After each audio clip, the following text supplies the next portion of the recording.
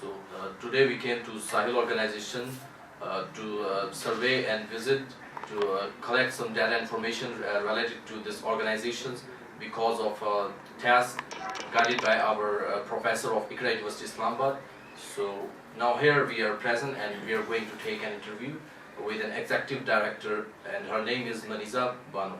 So our first question is, ma'am, why there is a need of Sahil Organization as an NGO in relativity to other existing organizations? Alright, when Sahil was established in 1996, nobody would talk about child sexual abuse, and that is what Sahil picked up.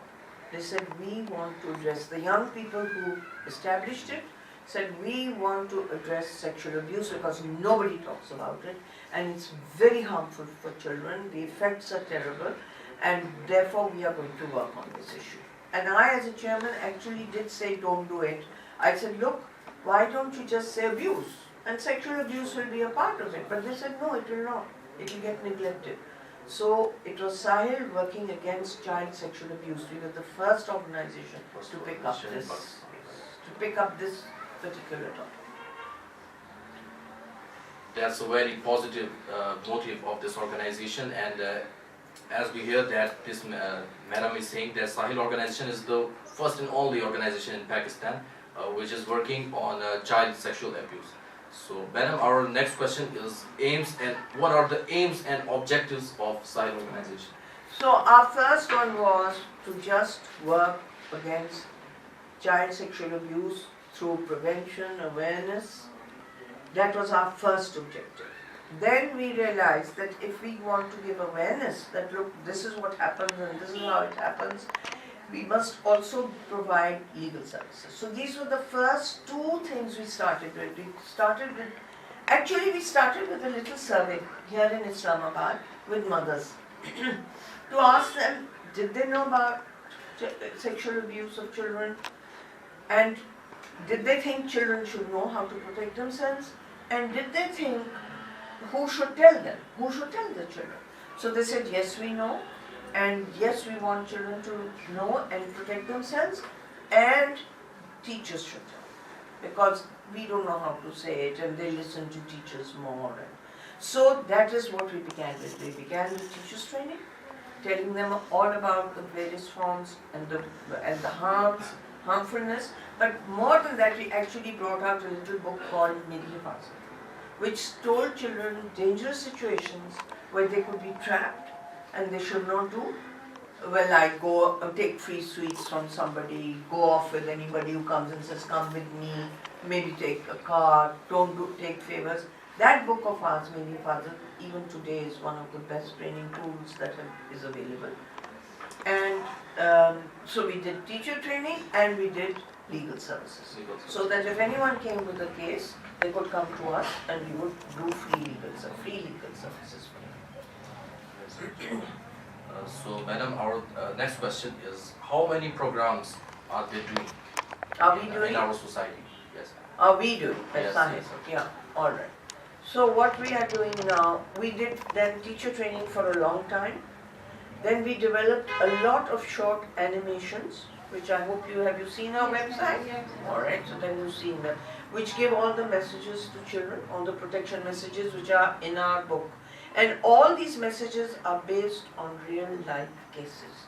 It is not a made up story. So there are real life cases where children have been accessed through, as I say, giving sweets or taking a ride or going into a neighbor's house where nobody else is there except one man, or and alongside we started writing down, collecting statistics from all the newspapers so that we could show the kind of cases that are taking place in Pakistan. Cruel numbers, we call it cruel numbers. I will be giving you a copy each, which we monitor now. Then we started with about 25 newspapers. Now we monitor national, regional, local newspapers up to 91 every day. And then we note down where the abuse happened, how old was the child, girl, boy, was it reported, is it registered? We note all this down and we do an analysis at the end of the year. So that is one of our major, it is the only statistics available on CSA, and it is quoted very widely, including judgments, and whenever anybody wants to ask about numbers, nowhere else can they find these numbers. So that's one of our other major. Then after we've done a lot of teacher training and awareness, we felt that we should go down to the grassroots. So we went into communities, so we went into villages, and that's where we have been in more than 216 villages, I think it's now 220, where we have trained them, and then not just on sexual abuse, we have trained them on child rights. Have you heard of the CRC? Convention on the Rights of the Child? Yes. UNCRC?